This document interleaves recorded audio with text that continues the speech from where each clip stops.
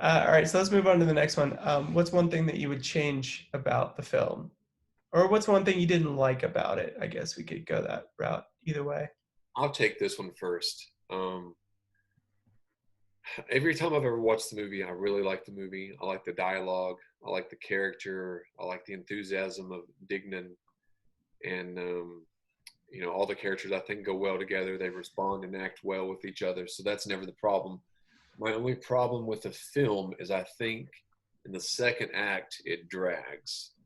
I think Yeah, I had trouble keeping up with like I guess the plot from the second act or the third act maybe. well, I think when they're at the motel, it drags a little too long.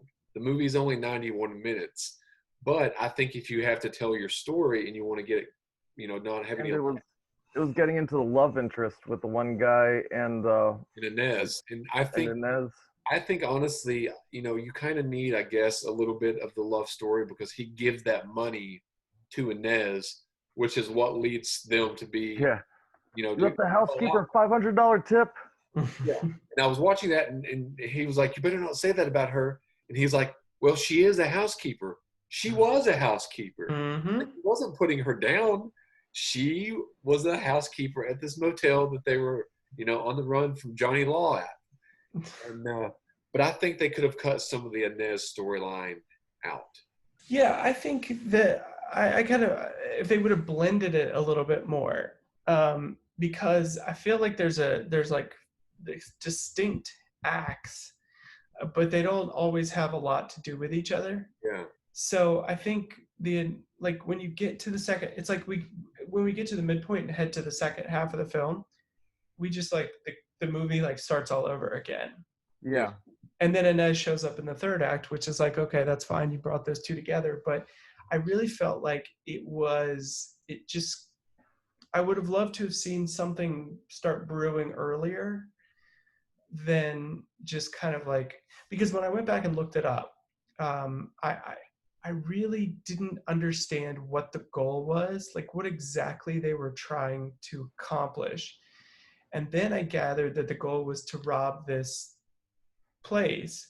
But then when I looked it up just to see if I was right, I got the I read that like that was something that was in dropped in the second half of the film, but that wasn't their original goal. yeah. I might have been off there a little bit, but I was almost like, where are they going? What is the goal? I know they're going to try to go do something, I but always have to what watch is it? Wes Anderson's movies a dozen times to really be able to know what's going on here or there. Yeah. But I definitely agree. And it even seemed like I guess they tried to tie it in at the end when Owen Wilson said, "Why was that guy? He said he loves you, even though he was translating." I guess it gave it a conclusion there at the end, but still, like it didn't feel like it tied in with the third act or the first act. Yeah, Yeah. yeah. So I'm sure it did. I just need to watch it again. Well, see, that's one thing that I think the first act, in my opinion, is a strong first act. It opens up strong. Yeah, You know, fast paced. yeah, and it kind of catches you off guard because you've got this guy Luke Wilson, Anthony. He's obviously he's leaving this mental facility, and then his friend mistakenly, and it shows that he has this imagination where he wants to be part of like a heist. He wants to be part of a getaway. He's ambitious. He wants to be on the run from Johnny Law, but he wants to be a small time criminal. He doesn't want to hurt anyone. He's not out to kill anyone, or really even when they rob people, he's not trying to hurt them. But he wants that thrill, and he wants to say that he's a bandit, that he's on the run.